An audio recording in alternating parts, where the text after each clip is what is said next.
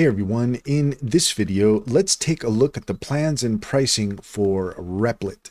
In order to do so, here we are at replit.com, and what we're looking for can be found up in the main menu. You'll see the option here that says pricing. We'll go ahead and click on that.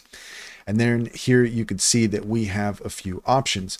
We have the starter, the core, the teams, and the enterprise, and we also have the monthly subscription or the yearly subscription.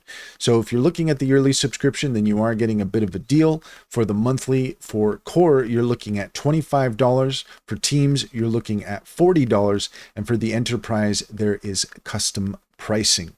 And that's all there is to it. If you found this video helpful, please leave a comment and like and subscribe, and don't forget to set your notifications for more helpful tips. Also, if you take a look in the description, you will find a link to our link tree. There you will find our socials and our top AI recommendations. Click on any of those links to get started.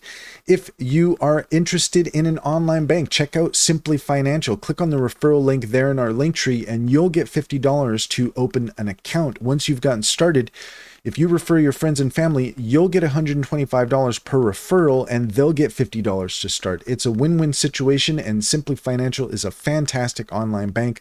Comes highly recommended.